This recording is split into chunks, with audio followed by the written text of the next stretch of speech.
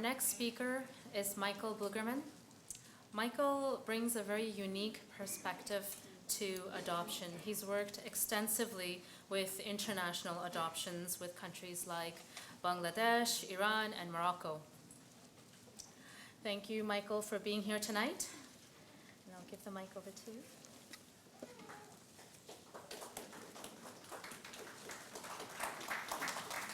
Thank you. So first, can you hear me okay at the back there? If I talk like this, we're clear? No? Okay, hold on. If you want to hold on to it, you can do that too. Is that good? Is that tight? Okay. Yeah. All right. Is this any better? Let's try bringing it closer. Okay. A second. All right. Thank you. So first, I want to thank Fatima and Sarah for inviting me. I was very impressed to see the number of people here, and I've always known that infertility is a huge issue for people. I think the statistics are that infertility runs 1 in 6 couples. I think this is slowly slipping. All right, you know what? Here, I'll just hold it. You want to do that? Okay. Yeah. All right, so let me give you some background. Just clip that onto your jacket. Thank you. Okay, all right. Does that work all right? Okay, so going back to the beginning, in 1980, I, with a few other people, founded Children's Resource and Consultation Center of Ontario, which was an agency licensed to place kids in the province. I'm also one of those people who does the home studies that Kimberly talked about. And so we started doing home studies for adopting parents and working with birth parents who this wasn't the right time in their life to raise their child, and would come and say, can you find a nice family for my child? And we would do these matches between birth parents and adopting parents. Through the first 10 years of my practice, let's say, we did very few what I'll call foreign adoptions. When we had a case where someone wanted to bring a child from another country, usually it was a case either that that child was a relative or that the family had come from that country and wanted to adopt a child with a similar background. In the 1980s, there were a ton of families who adopted children from South America, Central America. And in the 90s, there were a lot of people who adopted children from Europe, Eastern Europe, Russia, Ukraine. People adopted children from Korea.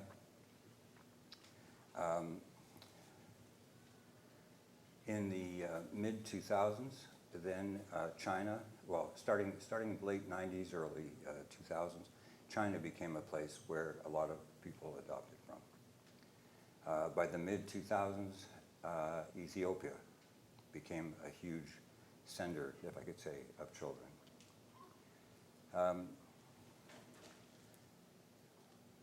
There was concern all these times about a black market, people profiteering from baby selling, things like that. And so in the mid-90s, a lot of countries, about 66 countries, signed what's called the Hague Convention on Intercountry Adoption. And this was sort of to protect children and have cooperation between countries in intercountry adoption.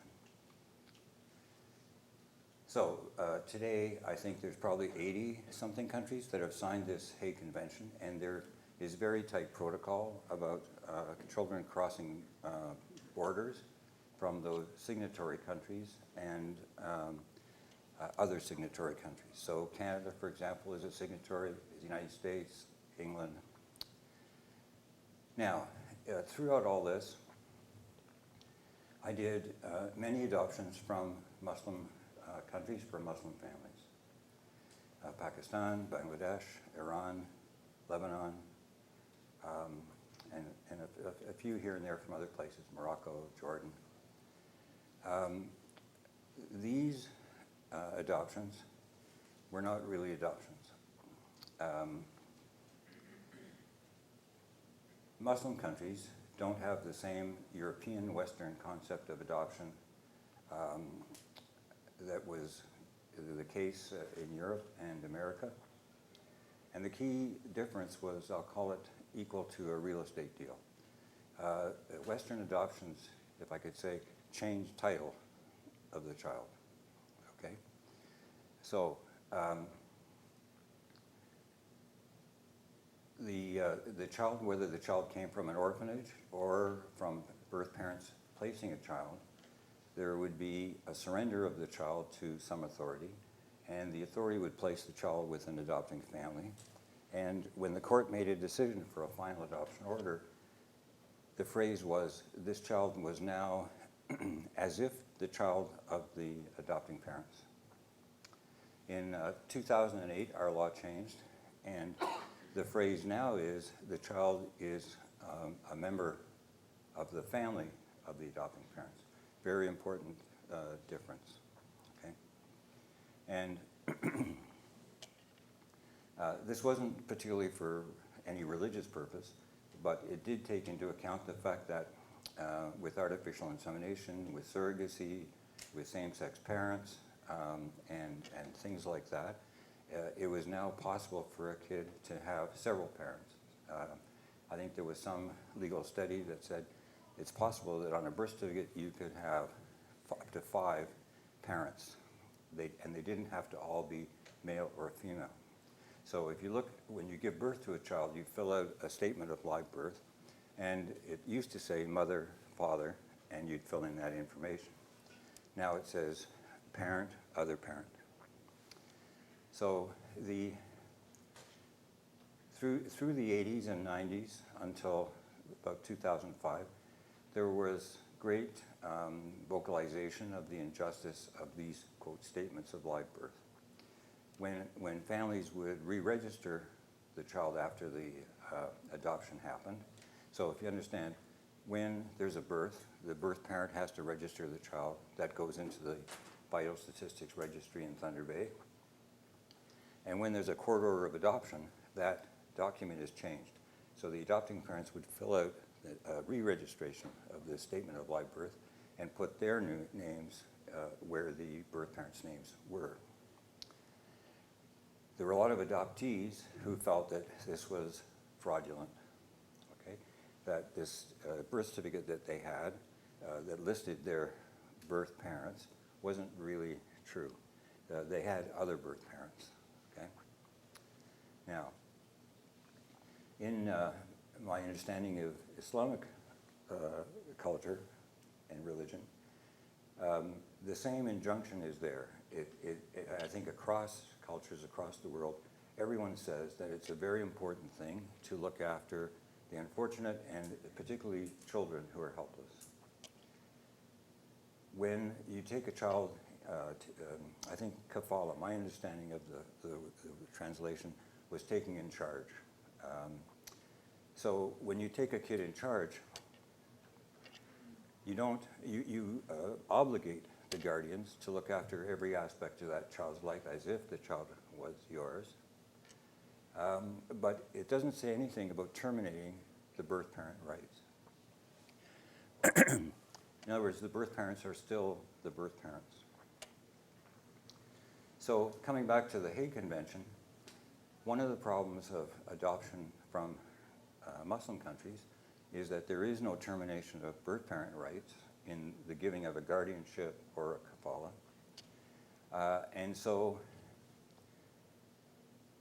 several complications arise. One, Canada immigration has a priority that in our law, a child has the right to sponsor their parent or grandparent to immigrate to Canada. Canada immigration didn't want a situation where people bring a child under kafala or guardianship, and then that child sponsors their birth parent. For people like immigration officers who are, I'll say, gatekeepers, this leaves an open gate, and the child could exercise that option down the road. So that's one issue. The second is a clash between, let's say, Western notions and some differences in the rest of the world. So what I have in mind is that in some of the cases I've dealt with in Pakistan and in Bangladesh, you have women who are single, who conceive a child, and face all kinds of religious and cultural sanction. And some of these conceptions are what we would call here adultery, unfaithfulness or something. And some of them are acts of violence or assault against a woman, sometimes political, sometimes civil conflict or war zone or something like that. And so in Bangladesh and in Pakistan and probably some other countries, you have organizations for the protection and rehabilitation of women. And it's possible for a woman in that pregnant condition to come to one of these places and say, look, I'm in a mess, here's this child, I can't do this. And no questions asked, they accept the child and put the child in the orphanage and look then to raise that child. And if they can find a family to look after the child, okay, great. But they're not in the adoption business or even in the recruitment business, okay? So we have a clash of cultures and histories in that what might be redeeming for a single mom in one of these countries where she gives up her child, she then can start a new life. The possibility of her actually marrying someone, the possibility of not being embarrassed or sanctioned by her family, dishonoring family members, is, if you like,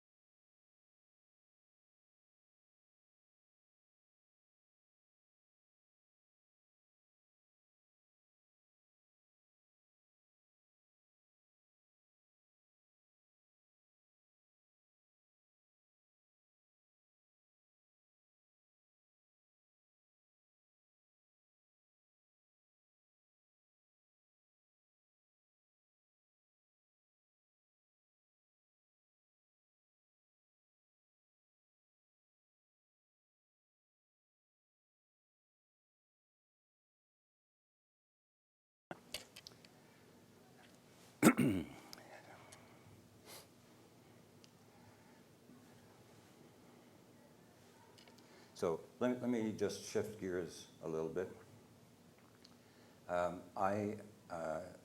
For a few years now, have given a course in adoption that I call Me, Not Me, Mine, Not Mine. And thinking about some of the things that Shaykh Rabbani said earlier, in our legal framework for adoption and kafala and so on, a lot of people get confused, I think, about what is the relationship of this kid to yourself as a, let's say, adopting parent. So everyone agrees that it's a good thing to look after a child in need.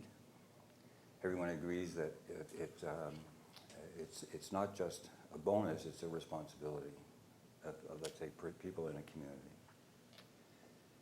In order for this obligation to be discharged properly, the parent has to feel that this is my kid. That's not the same as saying, this is my biological kid, or that I own this kid. Okay? What does it mean to say, this is my kid? If you look, some of you here are in couples, if you say, this is my husband or this is my wife, so what does that mean exactly? What title do you have to this person? How much is a legal title? How much is an emotional or spiritual title? Okay. So one time I met a family that I placed a kid with, and this is about 6 or 7 years after the adoption was finished, and I bumped into them out shopping somewhere. So, you know, I said, how's the kid doing, and what are you guys up to? And he said, well, we're thinking of sending her to a private school. And so then he says to me, you know, I think about this a long time. One, which is, they did a lot of research on what was the best school. And they thought, where should they put her? And so this father said to me, you know, I spent a long time thinking about the child's birth mother, who he never met. He said, I kept thinking to myself, what would she want me to do with and for this child? So he had an idea in his mind of, I would call it stewardship, not ownership. Okay? He was the responsible person guiding the child at this moment in time in life. He wasn't the owner of the kid.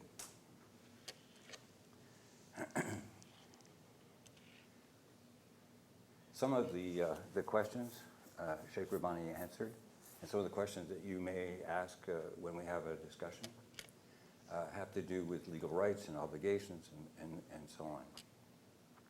There are many biological families that don't honor their responsibilities, either the parents to the child or the child to the parents. They don't feel bound by the biological imperatives. They just don't do the right thing for whatever reason.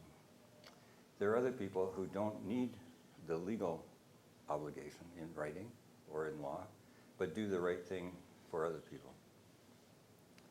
So, I sit in meetings where people debate about policy. What is Sharia understanding of guardianship, kafala, adoption orders, things like that. I have several cases where, well, I'll just give you an illustration. So I got a call from a family who live in Dubai. About 5 or 6 years ago, they adopted, or they took in charge, they obtained a guardianship order of a child from Pakistan. The child traveled with them, and they've been living and working in Dubai since. They're Canadian citizens. The husband's contract there is going to expire shortly, and so he applied for a visa to bring that child, come back to Ontario to live with them when they return here. Our immigration people say, we don't honor the guardianship as a legal adoption. You don't automatically get citizenship. In order to accomplish this, they would have to somehow get a home study, get the pride training that Kimberly talked about, hire a guy like me as a licensee to effect a sponsorship to bring them here, and then we would finish the adoption in Ontario after they arrive to accomplish this adoption phenomena that citizenship would honor. From my sense of social justice, something's wrong with this story, okay? That we have many families who, around the world, have guardianship orders for kids. And for those families, in their mind, this is their kid. They are responsible, they discharge their obligations, they treat the child with love and respect, and for all intents and purposes, that is a permanent relationship that will last forever. In guardianship orders, if you look at Pakistan, India, Bangladesh, they work from what's called the Guardian and Wards Act, 1890, when India was colonial Britain, a British colony. And those guardianship orders are mostly, the book is about 300 pages. There's only a handful of pages that actually have to do with protecting the child. The rest of it is, what do you do with the child's estate? What do you do about marrying the child and fulfilling those obligations, and all those kinds of things. So we have some technical issues. I understand it from policymakers' point of view, from immigration's point of view. They don't like the casualness, they call it, of some kafalas, where a family can just write a note and say, we give you this child to care for. So there are many places in the world that this goes on, including Canada.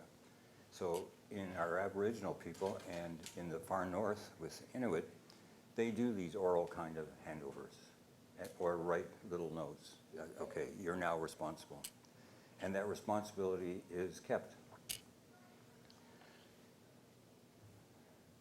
The guardianship orders in many countries at 18 gives the child the right to continue as the child of the family or go out on their own. And I'm not sure what you would do to stop the guardianship, but a child can say, okay, that's enough, thanks very much. Our adoption policy people and the immigration people say, well, you see, if it says that, that means this is not a permanent arrangement. In our law, there are lots of children who leave home at 16, 17, 18 and don't want anything more to do with their parents, but they're still considered biologically connected through this statement of live birth. But in their heart and mind, they're not related in the way that we would want a relation to be. So, okay.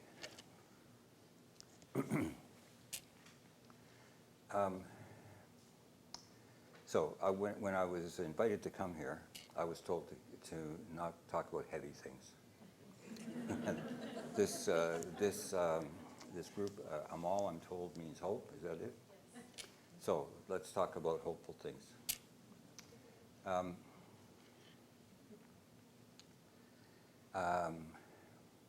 Among the other things I do psychotherapy. There's a good writer, a psychotherapist, psychoanalyst actually, named Adam Phillips. He wrote a book called Missing Out. So so he's worked for many, many years, treating people therapeutically and so on. So the title of this book comes from the fact that he sees a thread common in many people, that the pain that they experience, or the discomfort they feel, or the reason they come for help, is that they feel they're missing out. They're more upset with the life they could have had, or should have had.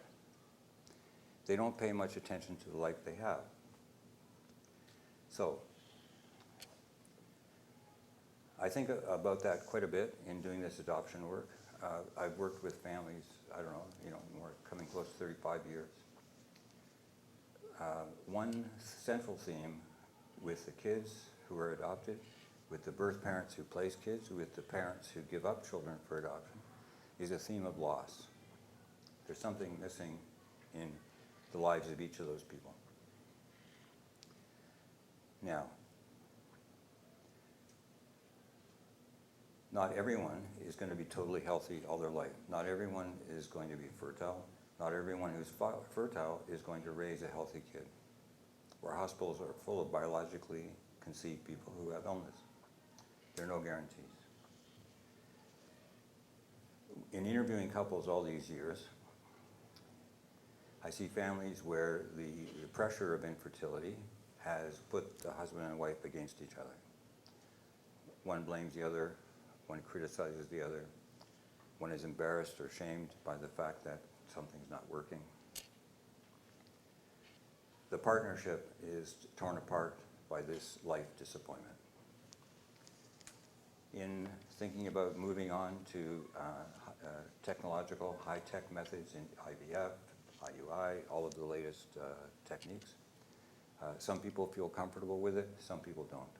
Some people don't like it on religious grounds, some people don't like it on the impact of side effects of medications, some people don't like or can't handle the huge expense of the procedures.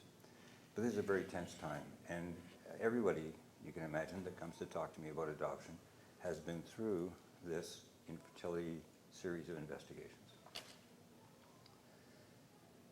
Knowing, from my point of view, about trauma or loss. I think that in successfully moving forward as a couple, as a family, and even if you are successful in adopting a kid or fostering or whatever it is you do, you have to clean your heart, if I could say, of the loss of the infertility process, which can only happen if you experience where you are really in the moment here and now. If your loss is more the kid you could have had, the grandchild you could have given your parents, how it looks to other people in the community, and all those kinds of things, then it would be very hard to get in touch with the actual loss that needs to be healed, to be able to move on to be a good parent to a child that needs a home, whether we're talking about infant, 3-year-old, 7-year-old, or whatever, or being a foster parent. Okay? All right, is that hopeful enough?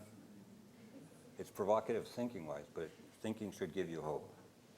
Okay, so I think that's my time, yes? I'll answer questions. Do we have to wait for cue cards? Yes. Okay.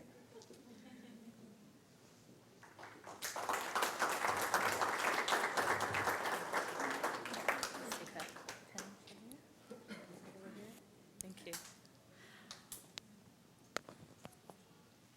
Thank you very much, Michael Blugerman. That was very informative. There is a lot of emotional trauma on those who experience loss. I've talked to many. I've been one myself. Alhamdulillah, I have 2 kids of my own. But there is an emotional loss that people need to acknowledge within themselves, and they also have to acknowledge the loss that the children themselves have felt. And it might not be the same kind of loss, but you both have lost. And I'm sure Nazima and Riyadh can speak about that a little bit more. So, and they've come all the way from Ajax, so please give them your undivided attention.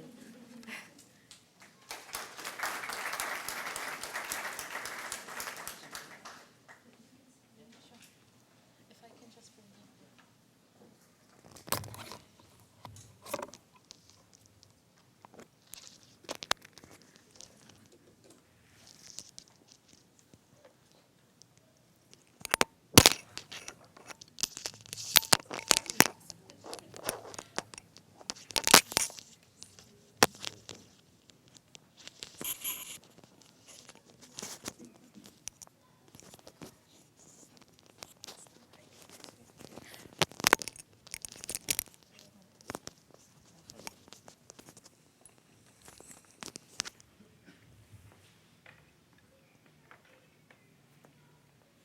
It's like spaghetti up here.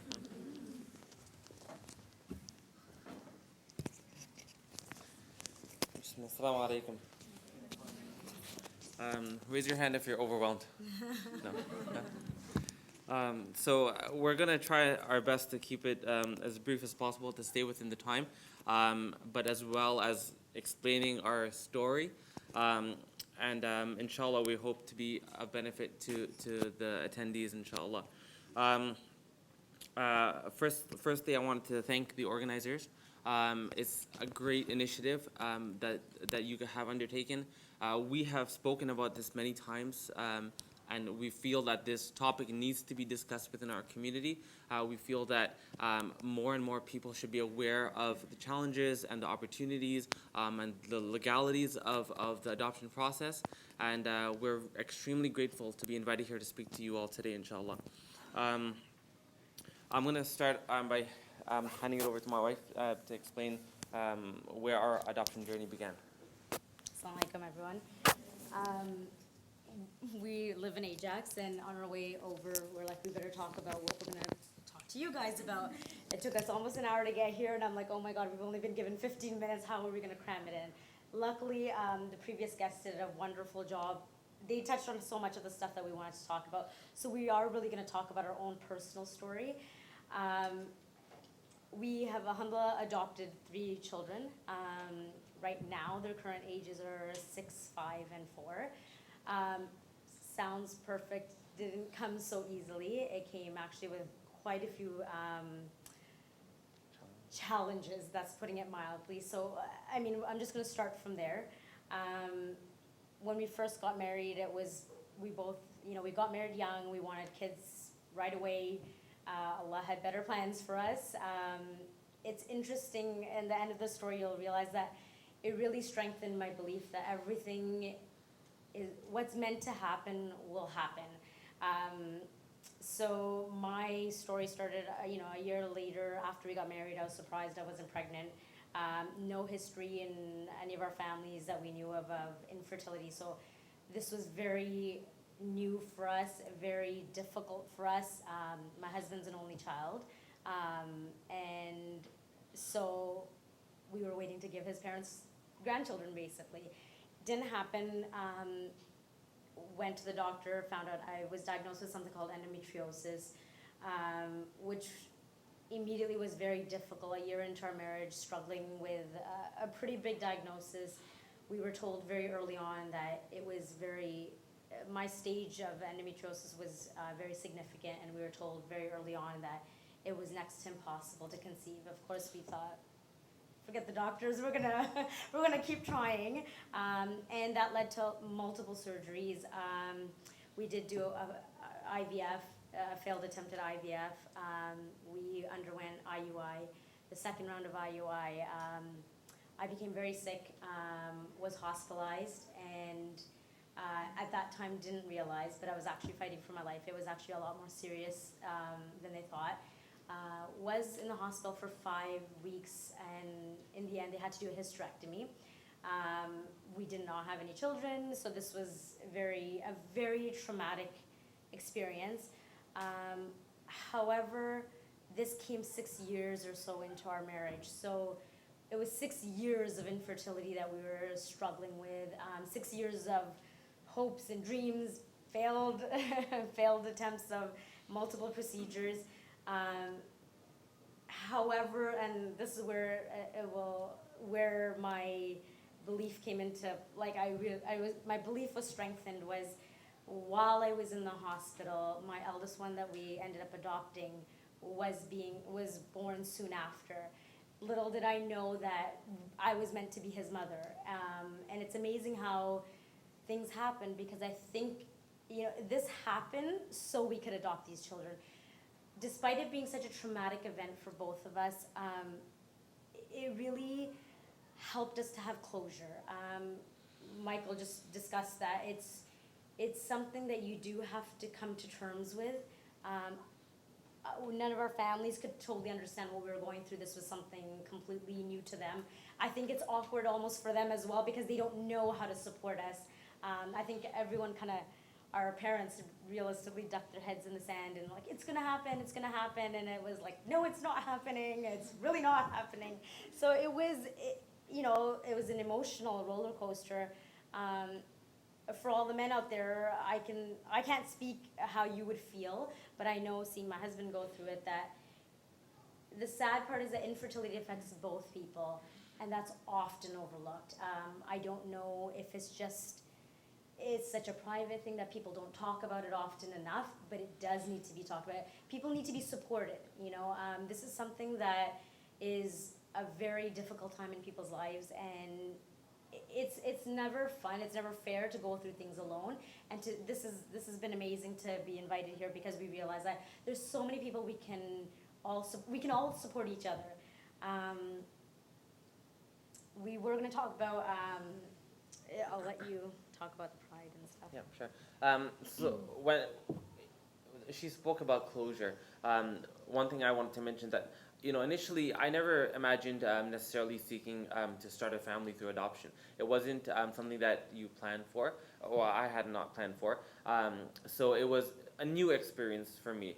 We started to talk about it as we were going through our infertility struggles, but really for me, it wasn't until the surgery which resulted in a hysterectomy that it did bring closure for me, and I realized that ultimately, we wanted to start a family. And if someone asked me, when did your adoption journey begin? I would say as a young child, because I always knew I wanted to start a family. I always knew that, I was a family-oriented person. So that's really where my adoption journey began, because ultimately, what you want is to have a family, have someone to love, have the ability to care for another person. So that that did not change with our medical situation. In fact, it just shifted our direction into another way. So we, with firm resolve from that point, we were able to pursue our adoption journey, with the entire process. Now, that being said, the story does not get any easier, because we like maybe many of you were unsure as to where to begin. We were really impressed by all of the presentations today, because we wish we had a resource such as this to kind of guide us in that right direction. We didn't know where to begin a lot of the time. So we met, we did some initial research. We met with adoption practitioners. And according to the advice and according to our own information that we discovered, we initially thought that international adoption would be the best opportunity for us. We arrived at this decision after encountering many families who were along the process as well. We initiated the home study. We enrolled in the Pride course. So we began this process really fresh, and we didn't know exactly where it would take us. We're completely grateful. Kim mentioned in her presentation about the Pride training. And it's so true. When you start, you don't necessarily think, like, why do I need to have this information? But when you start it, you realize how much it opens your eyes and how much it educates you about adoption and about that child that you're about to take into your home. And I really do. She took the words right out of my mouth. I really do wish that every parent had to take such a course, because it really allows you to understand, not just from an adoption point of view, but just as starting a family, where what some of the issues are that you might have to face. So we started that process. Again, after much consultation with different people, we decided on international adoption. And at that time, there were many different programs, as Michael mentioned. A lot of different countries. A lot of different programs existed, and at the time we had determined that South Africa was an option that we would want to explore. Due to the fact that we initially wanted a younger child, we wanted the process to go as quickly as possible. We wanted it to be as affordable as possible, and you saw the numbers on the screen regarding the costs related to international adoption. And we determined that South Africa was the ideal program for us, according to our research. So we began that journey. So we did the Pride training, we did the home study, we got the medicals, and we got the police clearance. And one thing I wanted to say, it seems daunting, right? It seems quite overwhelming at times that look at all the things that you have to do. However, you must understand that I always try to remind myself of this, that the hadith that Shaykh Faraz mentioned regarding the Prophet and his mentioning about the person who takes care of the orphan child and will be as close to the Prophet in Jannah as the two fingers. That does not come easily, right? And that comes with challenges. Nothing is guaranteed for you. So for us, that was the challenge that we faced. And that for biological parents, they go through a 9-month pregnancy, for example, with complications possibly. For us, it was the paperwork and the emotional stress that's attached to this entire process, right? And the home study. Yeah. So I'll let her talk about the home study, because it was quite interesting for us, and there were bumps along the way regarding the home study as well. So before you can proceed with adoption, you need this home study. So it felt like a very intrusive process. Every part of your life is picked at, from how you were raised, how you were disciplined, your financial situation, they're in your house, and it just felt very intrusive. And I agree with what I believe it was Kim mentioned, that wouldn't anyone think of doing that if you were placing your child in someone's home? You would want to check everything and make sure that this is the absolute perfect home for your child. So now you understand it, but at that time it's a very difficult process. And then came a big shock where we got a paper saying we were denied. We were denied because although we had kind of started the process before my surgery, they felt, they did not know this, and so they felt that I was rushing into this decision, and it was an emotional decision and not a well thought out decision. This was the most heartbreaking thing that could happen. It was also very angering. I was like, someone sitting behind a desk is looking at a paper and deciding if I'm ready emotionally to adopt a child. You have to persevere with adoption. You can't, even as parents, like you can never give up. And so what we had to do is counteract that by explaining to them how we had actually started the process before, how we were actually dealing with our infertility, that who we spoke with, we had spoken to local scholars, we had relied on friends and families to actually cope and get through this. And so we had to actually send back a letter saying, no, this was not an emotional reaction, a knee-jerk reaction to my hysterectomy. It was actually, we've been thinking about it. These are the steps we had taken prior to my surgery. So we literally had to convince a stranger that no, we were in fact. So this was hard because, like I said, it didn't come easy, you know.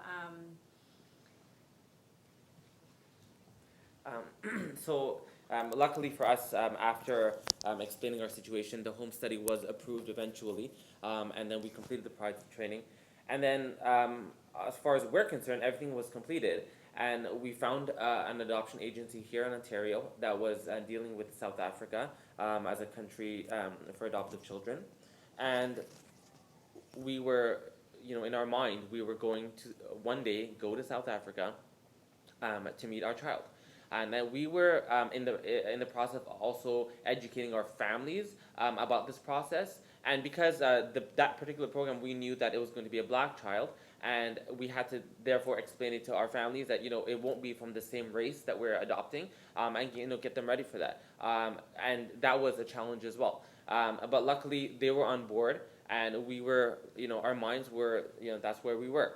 In fact, and that in itself is the waiting process in itself is a challenge, because you've done everything you can do, right?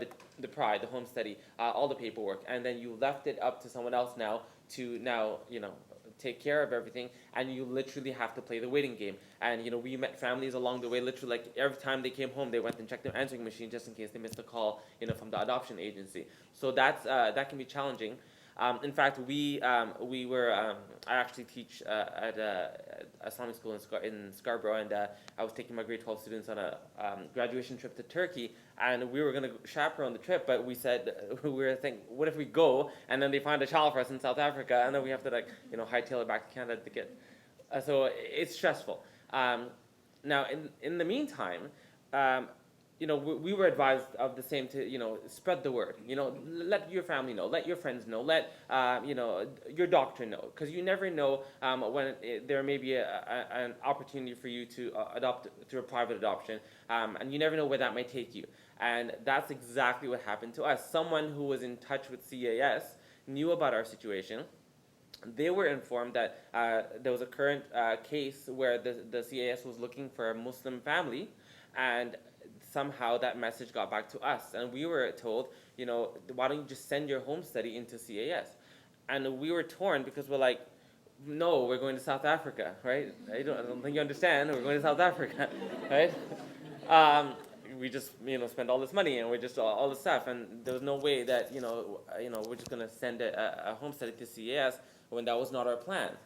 So after much, convincing of each other and others, then we finally decided, okay, what's the worst that can happen? Let's send the home study into CAS, and then that's where Kim came along. Because Kim actually was with Toronto CAS at the time, and we were put in touch with her, and we were actually told about this child who was available for adoption. And they looked at our home study, and they said, they have the child that that could possibly be a match for you. And she told us, why don't you come on in and we can talk about it. And then we went in. And I'll let you discuss what happened the day we went in. So what I wanted to emphasize that, initially our infertility was a very private subject for us. We didn't talk to a lot of people, possibly because other people didn't talk to us about it, so we thought this is not something to discuss. 6 years into the marriage, I think a lot of people figured things out. But it really helped. It really helped for us to tell everyone. It strengthened our decision, it made it real, you know, telling everyone that we're preparing our community, our friends, our family, saying that this is what our plan is. So it was nice to be able to mentally also prepare everyone else, you know. I've had people ask, well, what did your in-laws say and what did your parents say? I think the important thing is we made the decision and we announced it to people. We didn't ask, do you think we should adopt? This was a decision that we decided together, became convinced that this was the best way and the way that we were gonna start a family. So that did help also in our process. So when we went to Kim, we were lucky enough to go and she showed us a picture of him and it was very shocking. There's no words to describe because you're going through so many emotions. You're like, am I gonna love him? Like, in all honesty, you're gonna be, this is someone you're meeting for the first time. You're looking at his picture and you're saying, what am I gonna feel when I really see him and pick him up? And am I gonna love him? Is he gonna love me? Oh my God, like, there's no words to really describe what's happening. We did, she said, go get a coffee. We went and we're just staring at his picture and we're like, oh, he was 11, we were told he was 11 months and we're like, he looks a lot bigger and oh, like, you know, are we ready for like an older toddler? And then we went to the foster family that he was in at that time and it was pretty surreal. The foster family came into the room and put him onto the ground beside his toys I just wanted to go grab him. I wanted to like hug him and kiss him because I'm like, he's mine. It's, you know, I might get a little emotional, so excuse me if I do. You know, I remember in the Pride course, I'll never forget that someone said, do you not love your spouse regardless of if he's blood to you or if she's blood to you? You fall in love with that person. You're committed to that person. You would do anything for that person. It's the same thing for this child. Blood does not guarantee love. It's how you are with this child. It's what you resolve to do with this child. And you know, I sat away from him because I didn't want to scare him. I didn't want to grab him and scare him. And slowly, I inched a little closer and closer, and he was playing with the toy, and I just gently picked him up and put him in my lap, and he looked up at me, and he put his hand on my cheek, and that was it. I was like, oh my God, I want to take you home today. And it, you know, everything was great, like, alhamdulillah. It did come with its challenges. Soon after we brought him home, we did visitations, and then when we brought him home, soon after he got sick very frequently, and the frequency increased, and it's a very scary feeling. We had very little medical history about him, so it's a very scary feeling of what's going on. You know, you see doctors, and it's hard because you're telling all these doctors that you're meeting, I don't have any medical history, you know. It's exactly what so many of the speakers have talked about, that, you know, sometimes you don't have a lot of information, right? But the same things can happen if you have a child of your own, a biological child. Sometimes you don't know what's going to come in the future. Turned out, you know, it was his tonsils that were acting up, had his tonsils removed, and things were fine after that. But it's just important to realize that there's always challenges that, you know, that keep coming into their lives. So for us, the adoption process actually went quite quickly after meeting the child for the first time. So that same day that we met Kim, she took us to the foster family, and we were introduced to our eldest.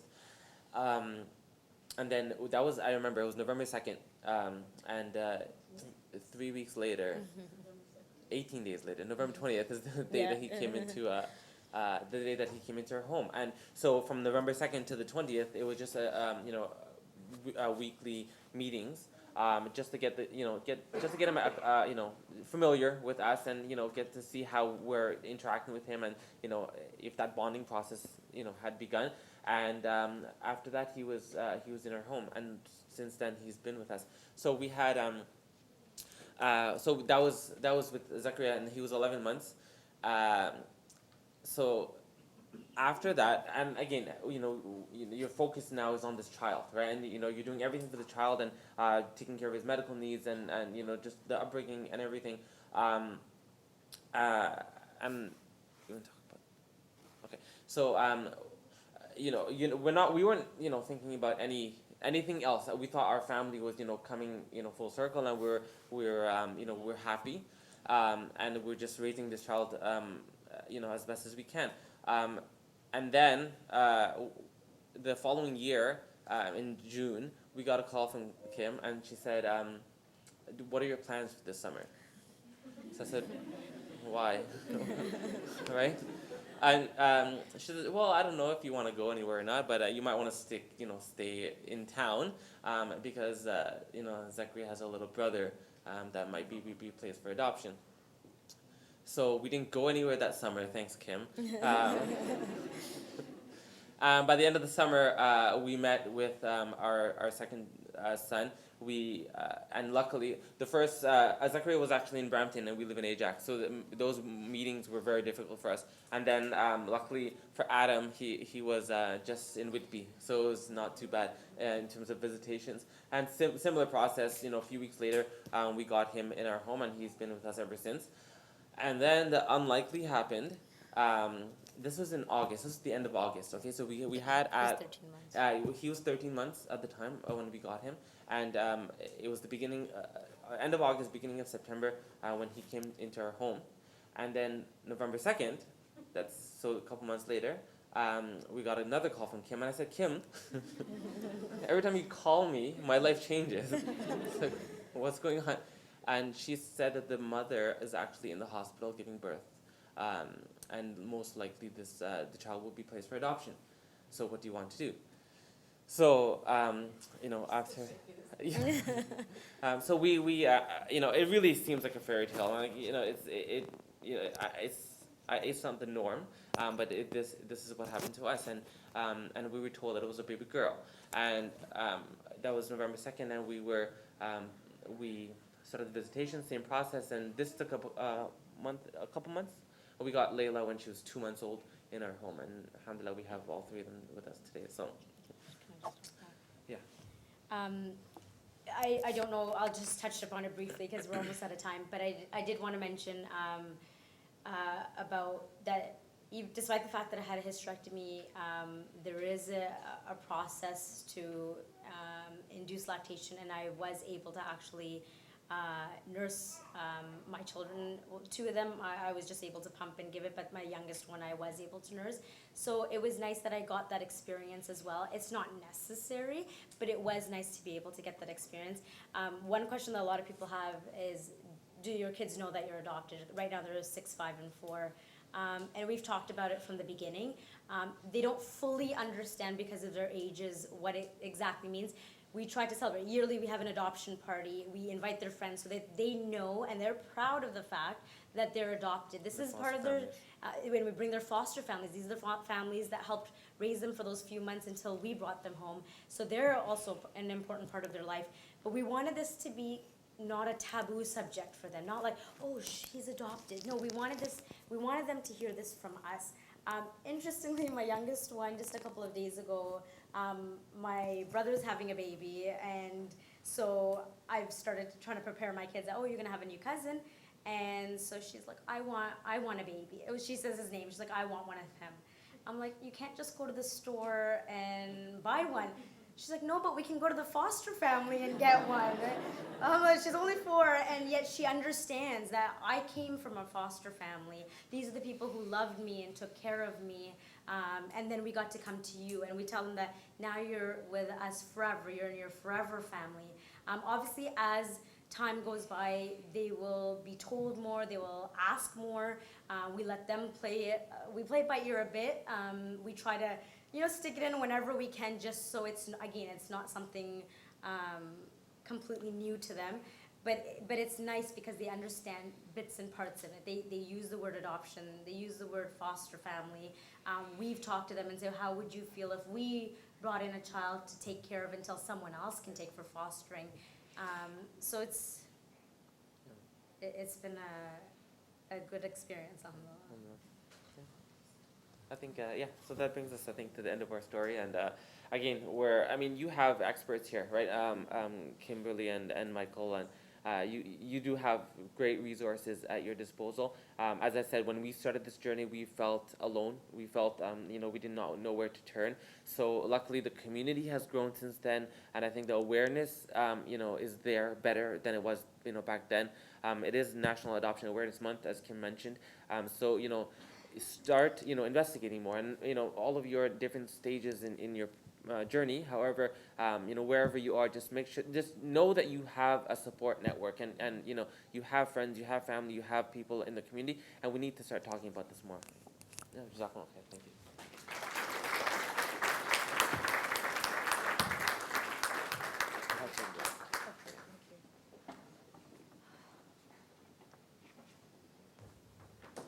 If we could have our panel members up here, we have some questions for all of you.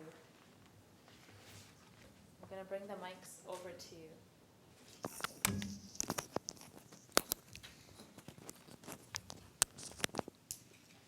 First question is for Michael, if you don't mind. Is it easier to adopt from a country if you have citizenship there? Yes, matter of fact, it's necessary. So in Bangladesh, you must be Bangladeshi. In Lebanon, you should be Lebanese.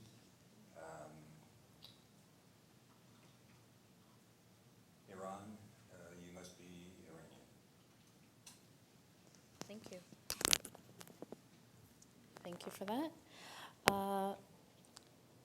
Shaykh Rabbani, could you outline the specifics of breastfeeding an adopted child, such as how much milk must be given, what is the max age to give milk to a child, though I know you've addressed that there are some different options, or opinions rather, for that. There's a range of different opinions. The companions of the Prophet, peace and blessings be upon him, they themselves differed about that. The most expansive opinion is that any nursing is sufficient, even if it be a drop of milk. Some said no, it should be that would be called nursing. And there's, as understood, the Quran leaves the exact age of nursing open. Right? Is it 2 years? Is it 2.5? And some said up to 3 years. There's some leeway in that. But it's important to be clear that there is leeway in that, but that is not at all related to adoption, in the sense that you do not have to nurse to, quote unquote, properly adopt a child. Many prefer that for religious reasons or personal reasons, and that's fine, but it's not a requirement, right? It's not a requirement, and similarly, it should not hold one back from adopting an older child, right? And there's a lot of misconceptions. One of the things also that's important is that there is a wariness sometimes in our, because in Arabic they say al-mar'u aduwwu ma jahil. A person is an enemy of what they're unaware of, right? And so I was in Maryland, in this small town. I don't want to mention the name, it was a very traumatic trip for other reasons. Yeah, sometimes traveling for religious purposes actually, like, most of my beard went gray in some of these travels, but there's this woman who's in her 40s. She never married. She'd adopted a child, and when she converted, one of the first things someone told her is, "You have to let him go." So why? For different reasons, and she got very confused because she decided she wasn't going to get married, and but her life commitment was she wanted to raise this child well, and thankfully she went to Imam Majid, former president of the Islamic Society of North America, and he said absolutely no. He said, and you don't have to. And one of the beautiful things is just to keep in mind that there's not one way that you have to. I'll hold it. There's not one way that you have to do things, right? There's not one way you have to do things. You don't have to get married, right? If you're struggling to get married, there's a lot of things you can do without getting married. And there's nothing wrong with not getting married, right? That which is generally praiseworthy is not necessarily absolutely praiseworthy. You don't have to get married. If you get married, you don't have to have kids, right? If you can't have kids and you wanted to have kids, you don't have to adopt, right? And whichever course you take, the Prophet ﷺ gave us a beautiful paradigm that the strong believer is better and more beloved to Allah than the weak believer, though there's good in both. Be avid for that which will be of benefit for you. Right? Place your trust in Allah and don't deem yourself incapable. Right? So what will be of benefit to you may be different. My maternal grandfather's older sister, she chose never to marry. She could have easily married. All her life, she lived alone, even though she could have lived with family. She used to, generally, I figured out what were the red light districts in Karachi through where my maternal grandmother lived.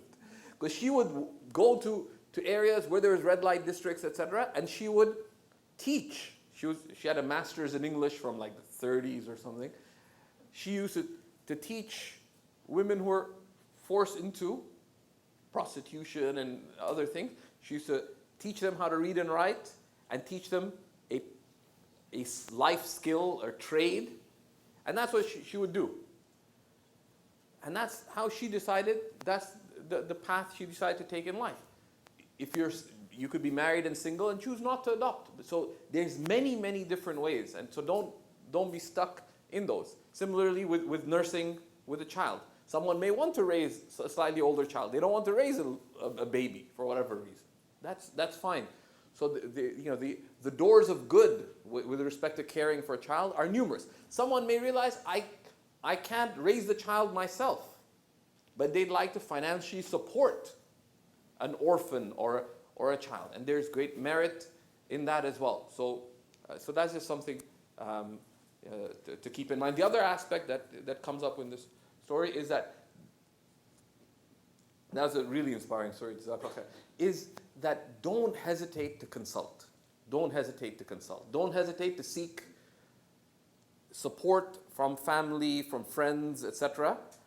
Also, sometimes when you don't know something, don't hesitate to reach out to find out about what are the practical considerations. Okay, how would I go about adopting?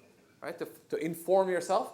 But also, when it comes to the religious aspects, the Prophet ﷺ gave us a very simple thing, that the only cure for confusion is to ask. Right? Sometimes people tell you all kinds, you can't do this, you must do this, you have to do this. Right? And when things like that are said, go and consult people who know, because it may be much clearer, much easier than you imagine. So the next question is also for you. Do you have to raise a Muslim or a child as a Muslim? Do you have to raise a child as a Muslim? Not necessarily. I mean, you wouldn't, as a Muslim, like a person of any faith, you wouldn't raise a child. You wouldn't teach someone to become something else, right? But the circumstances are many. What if you are, so you wouldn't necessarily yourself educate a child in another faith tradition yourself, because what you believe is what you believe, and you're true to that. But there are potential circumstances where you may be raising a child, or whether you're a foster parent, or in any of the range of relationships. So I have a friend in England who, for complicated reasons, him and his wife thought they had the temporary care of 4 girls, 3 or 4 girls. The number went up, and they were of a Christian background, right? And their mother was a practicing Christian, and they used to drop them off at church on the weekend, right? And they were they're not infants, like they were, I forget the age, but they're like at an age where they would go for certain programming on Sunday or whatever. And that's a possibility. Now, you wouldn't sit at home and teach them some other faith's doctrine, but there are different circumstances that could arise. In the end, those children, they ended up, the mother they thought it was just a temporary care that they were providing, but it became a permanent relationship at the mother's wish. At the mother's wish. And the mother herself told them, could you please raise them the way you are? Right? And there's a lot of leeway in that, right? And you see the wisdom, and so in short, no. In short, no, because it really depends on circumstances.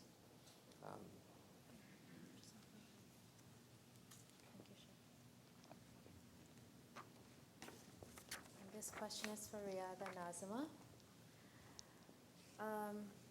Is there meetings or a group I can join to share info and gain support for adoptive Muslim parents? So this is actually a really good question. Since we began the journey, we've discussed this many times, and because people know our story, usually our contact information is spread around, and we've counseled many families regarding our knowledge, and just give them the information that they're seeking, and we've actually tried to establish some type of support network. We have. It's something very small, but we do have a Twitter account where we're trying to educate people about adoption within Islam, and try to get some type of network set up. We're in the East End, so we're trying to establish something in the East End regarding families that are looking to adopt, because a lot of times it's just a matter of sitting down and having that discussion, right? Like similar to this, and if you can have someone that almost understands what you're going through, what you've been through, it sometimes is a lot easier. And as I said before, you never know where, who might end up in a positive situation, such as in our case, right? So luckily for us, we were able to spread the word enough that it came back, to benefit us in terms of our adoption goals. But nothing established formally as yet. But this in itself is a really good start, and we're really open for establishing something in the future as well. And we have a whole list of people who've contacted us and their email addresses, so we're willing to share that and start the discussion. What's the Twitter handle? @Muslim Adoption. Yes. Simple. Jazakallah khair. Thank you so much. Your story brought, I think, a lot of people to tears, and I couldn't think for a good 5 minutes after that. Jazakallah khair. And for Kimberly, what are the most common reasons that people are denied an adoption?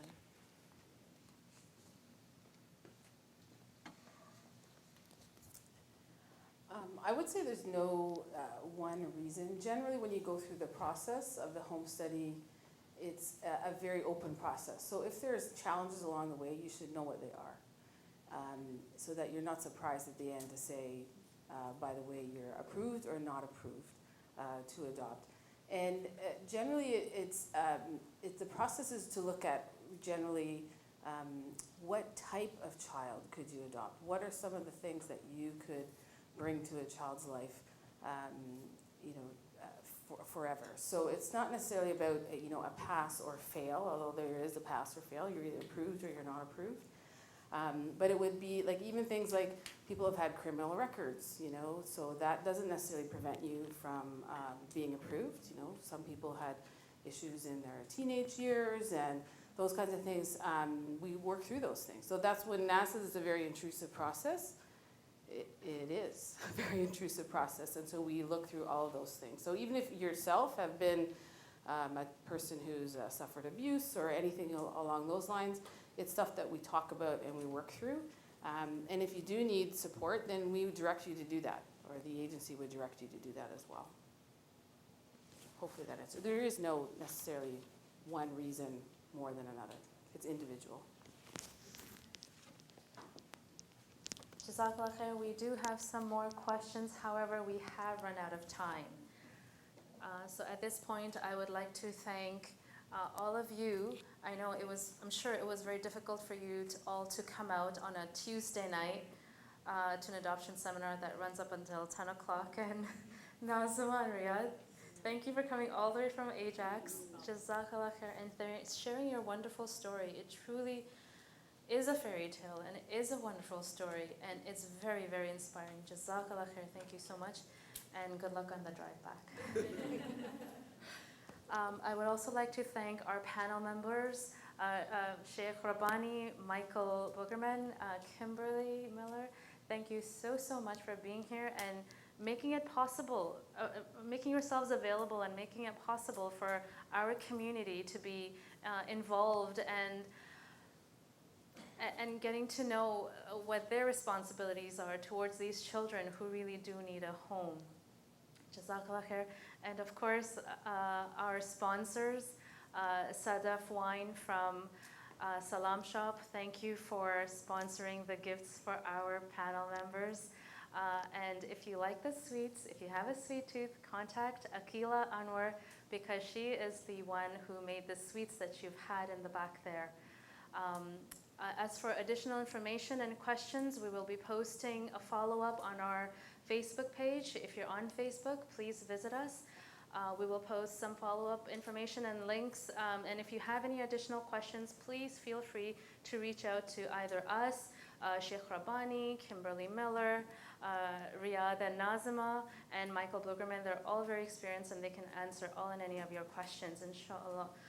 And I would also like to thank, last but not least, Sarah and my spouses.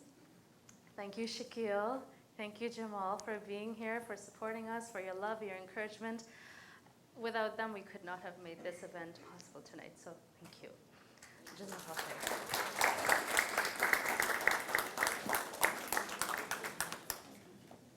Inshallah, we'll post on Facebook.